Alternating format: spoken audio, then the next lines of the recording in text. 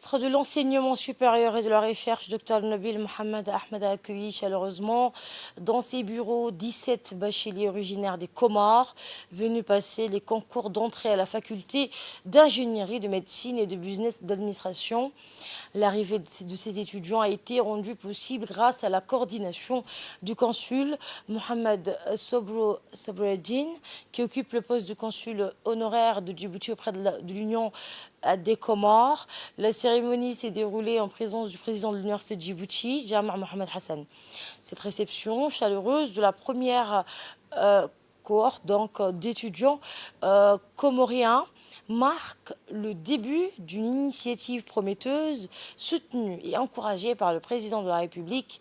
Elle témoigne de l'engagement de Djibouti à favoriser la coopération éducative entre les deux nations. Donc aujourd'hui, Monsieur le ministre, nous avons ici accueilli 17 étudiants des îles de l'Union des Comores, des étudiants tous mentionnés du baccalauréat de cette année, qui ont été sélectionnés par l'Université des Comores, avec laquelle nous avons un partenariat, et avec le consul honoraire de Djibouti aux Comores, M. Mohamed Sobreddine, qui a vraiment fait tout un travail et qui a permis à ce que ces étudiants puissent aujourd'hui venir à Djibouti et passer les différents concours, que ce soit à la faculté de médecine.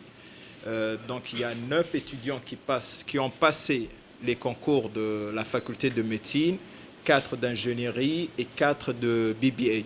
Et donc, Inch'Allah, d'ici dimanche, on attend impatiemment les résultats. Mais vu leur motivation, j'espère qu'ils vont tous réussir ce concours et rester avec nous à Djibouti.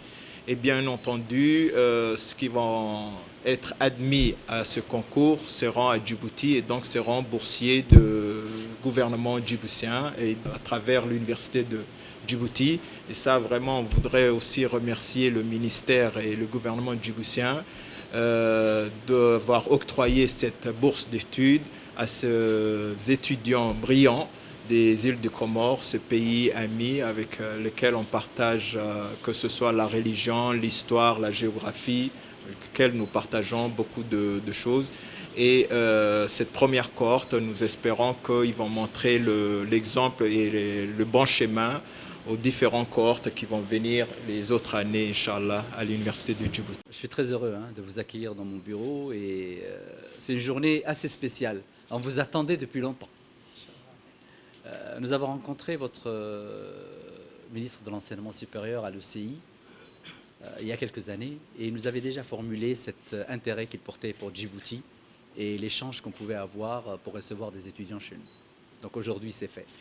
Et c'est une très bonne nouvelle. Elle est faite bien sûr grâce aux efforts consentis par les deux présidents de l'université et les différentes conventions qui ont été signées et qui vont être signées entre eux. Ce que je veux dire, c'est que ça nous permet également au niveau de l'université de Djibouti de montrer l'évolution dans laquelle s'inscrit l'université de Djibouti. Après avoir accueilli des étudiants somaliens, après avoir accueilli des étudiants éthiopiens, aujourd'hui nous allons plus loin. Nous allons jusqu'aux îles de Comores. Et c'est un honneur pour nous de vous accueillir. Ce que nous souhaitons, c'est que cette coopération se consolide. Vous êtes, comme je l'ai dit souvent, les ambassadeurs de votre pays.